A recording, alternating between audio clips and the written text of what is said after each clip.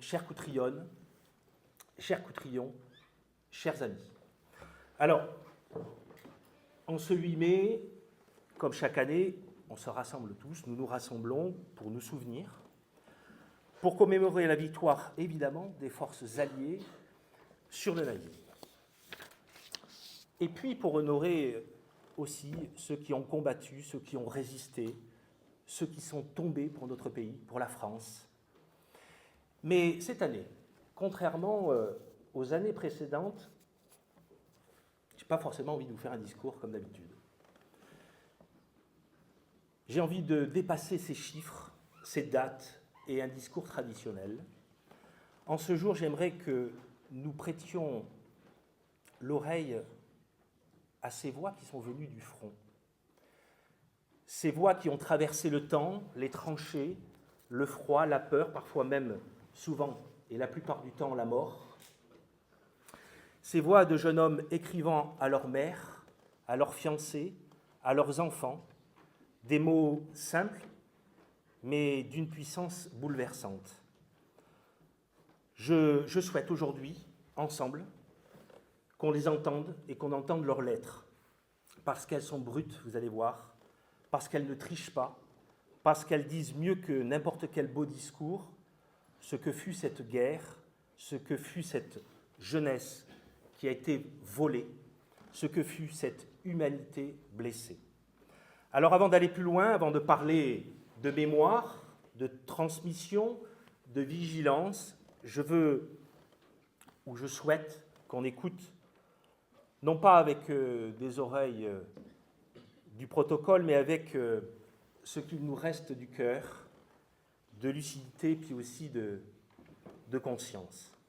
Écoutons ce jeune homme de 22 ans.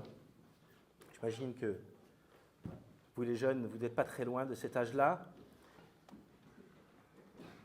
Un jeune Henri, 22 ans, soldat français quelque part en 1944 sur le front, qui écrivait à sa mère « Maman chérie, je t'écris entre 2 accalmies. Ce soir a vu le ciel s'ouvrir, pas par un miracle, mais par les bombes. On avance, mètre par mètre, et parfois, je ne sais même plus pourquoi. Mais quand je pense à toi, à la maison, à la France libre, je me dis que ça en vaut la peine. » Imaginez-vous une mère qui reçoit de son fils, évidemment, sur cette période-là. Écoutons aussi ces quelques mots de Jean-Édouard, 24 ans, quelques jours avant, malheureusement, pour lui de tomber. « Dis à Jeanne que je l'aime. Dis-lui qu'elle ne t'attende pas si je ne reviens pas. Je voudrais tant être à ses côtés pour voir grandir notre fils. Mais je dois mourir alors que ce soit pour que lui, qu'il vive dans un monde sans guerre. »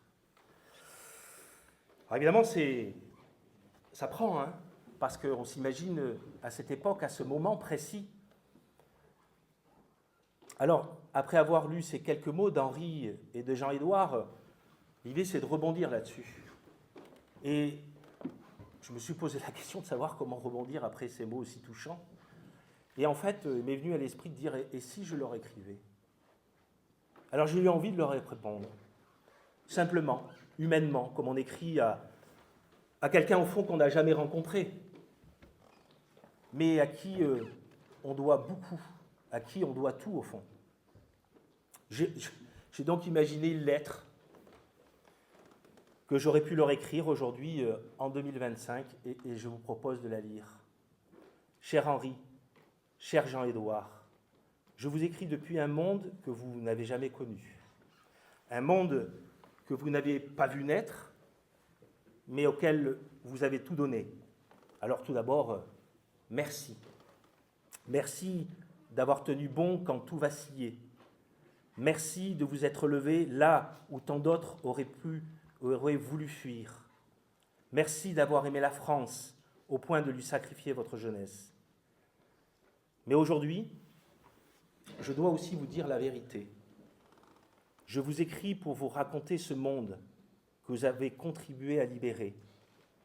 Et je vous le dis sans détour, il va mal.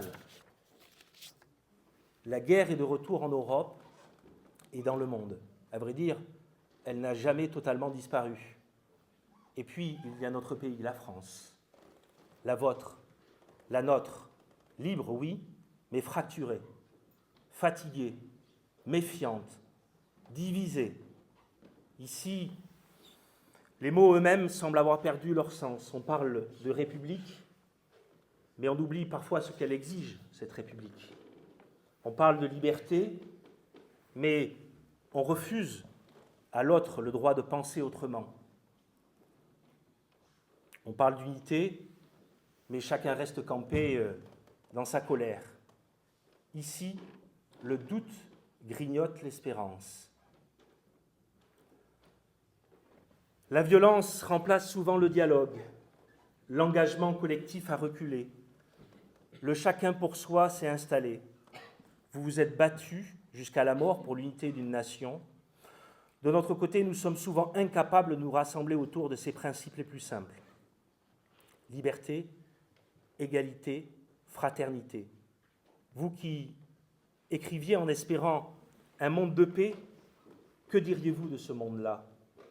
Vous qui rêviez d'un avenir meilleur pour vos enfants, seriez-vous fiers de ce que nous en avons fait? J'en ai pas la réponse, mais j'ai une certitude. Nous avons trahi votre mémoire et votre espérance. Alors aujourd'hui, je vous écris aussi pour prendre un engagement, celui de ne pas céder, de ne pas laisser l'indifférence recouvrir votre mémoire, de continuer à défendre la liberté, même quand elle devient impopulaire, de croire que la France mérite qu'on se batte encore pour elle, autrement, mais avec la même exigence.